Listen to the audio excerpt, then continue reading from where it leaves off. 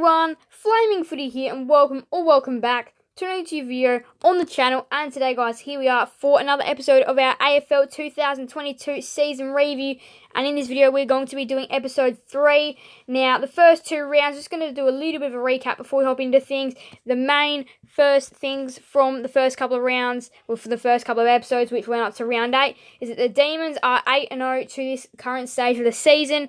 And Buddy Franklin has kicked his 1000th goal, round 2, prime time Friday night footy SCG against the Cats, as well as a grand final opener to the season at the MCG on a Wednesday night. But episode 3, we're going to be going over rounds 9, 10, 11 and 12. Let's go ahead, hop right into things. Alright, so to start off round 9, the Western Bulldogs bounced back onto the winners list against Collingwood at Marvel Stadium on Friday night in a Dogs away game. It was a Dogs home game though. Collingwood barely play at Marvel. Their form at Marvel had been pretty poor throughout the year as well. They beat St Kilda there. They lost to West Coast, and now losing to the Western Bulldogs is not a good sign for Marvel Stadium throughout the year for Collingwood supporters. It's not their home ground. I don't know why it was used. It was a Friday night game. Surely it had to be at the MCG. You'd have to be thinking in the future that's where that game would have to be played. Instead, it can be a little bit unfair when it's like that. A big smashing there, the Western Bulldogs. Richmond, they continue on their way with a couple of decent wins in a row, beating the Hawks by 23 points.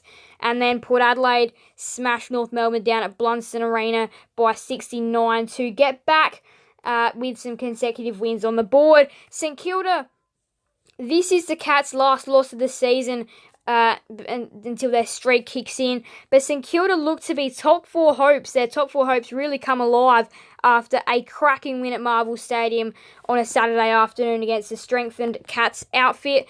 And then Sydney smash Essendon on Saturday night at the SCG. Meanwhile, the Lions get over the Crows, who fought right till the end. Meanwhile, Gold Coast, they got over the Dockers in a very, very, very rain-affected game by 36 points.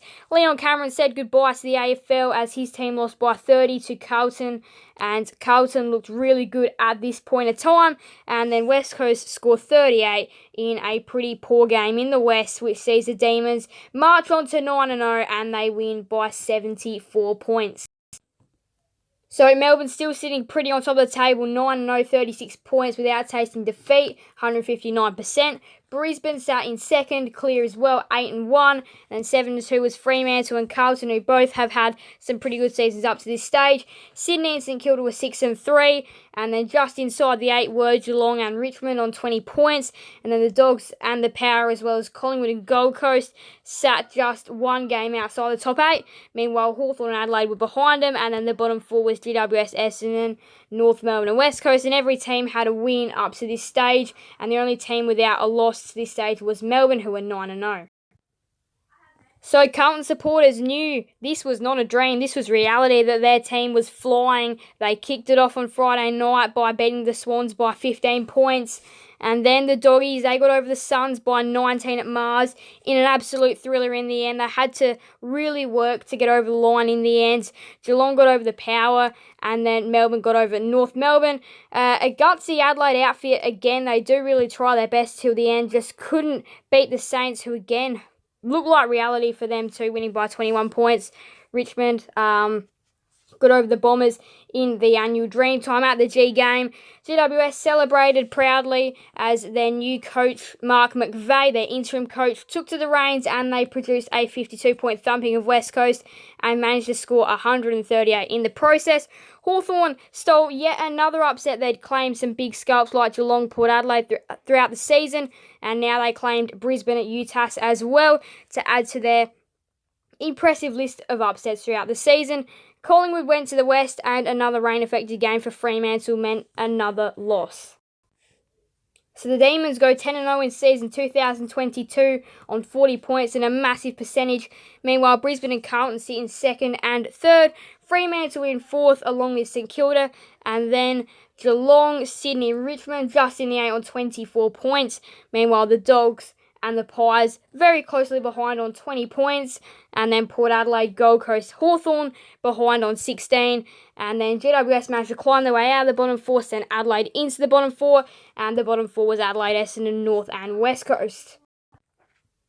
Round 11 saw a very controversial game played on the Friday night at the SCG between Sydney and Richmond. Sydney won by 6 points, but it could have been a draw if Dion Prestia had been paid a 50-metre penalty at the end. The Giants put up another very feisty effort against Brisbane, but Brisbane too strong in the end, winning by 14 points. Geelong easily got over the Crows at Cardinia Park to continue on their good run of things. And then the moment that the season changed for two teams in the end, and the whole AFL was rocked by this moment. It was one of the biggest moments of the season by a fair way. Melbourne lost to Fremantle at the MCG. Now, I don't think a lot of people thought it was going to be against Fremantle, perhaps. Might have been against some other sides later on in the season, but Fremantle did end up getting over the line at the MCG on a Saturday afternoon. Melbourne owned the first half, Fremantle owned the second half. It was an insane game. Melbourne lose their first game of the season, and Fremantle showed this is reality, their season that they had. West Coast got thumped by the Dogs by 101 points in the West, and then the Suns overcame the Hawks up in the NT. St Kilda got over North Melbourne quite convincingly as well by 53 points. And then Collingwood and Carlton played out another absolute epic, another chapter to their rivalry. Collingwood stole the show by just 4 points in the end in a tight encounter all afternoon. And then Port Adelaide got over Essendon in the wet by 16 points despite a hungry Bombers outfit. So Melbourne, they do taste their first loss of the season. They go 10-1 to Fremantle. They lost by quite a bit in the end. Brisbane, they draw the gap back in to go second. And then the Dockers, the Saints and the Blues are all on 32 points. The Cats and the Swans are on 28. Meanwhile, the Dogs go into the 8 on 24 points, followed closely by the Tigers and the Pies, also on 24 points. Port Adelaide and the Suns are both on 20 points. Meanwhile, Hawthorn was on 16 points. The Giants and the Crows were both on 12 points. Percentage was the thing that saw the difference, with the Giants being in 14th, Crows in 15th, and then the Bombers, North Melbourne and West Coast, had disappointing seasons up to this point.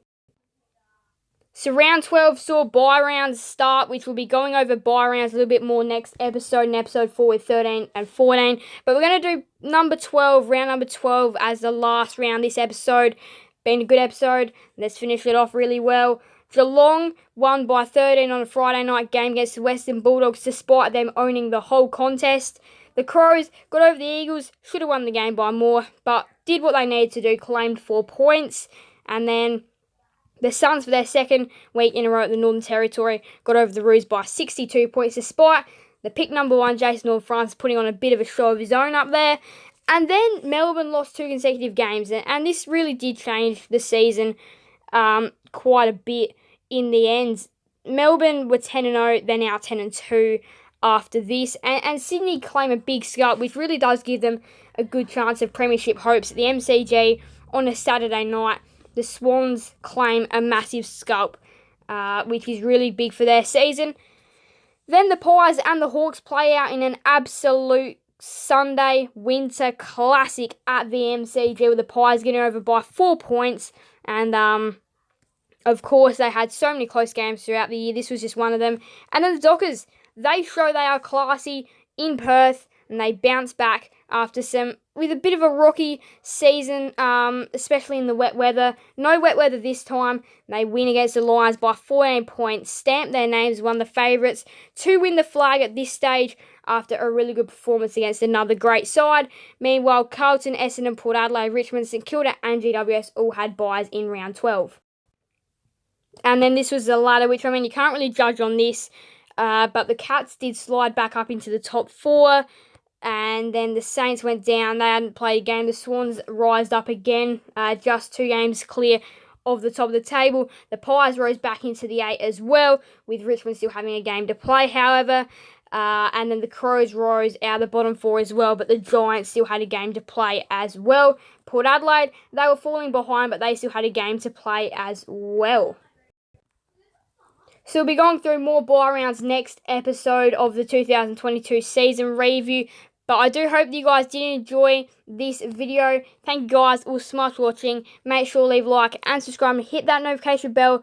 Send you guys never miss another video on the channel. Thank you guys all so much. Bye everyone. Flaming Footy out.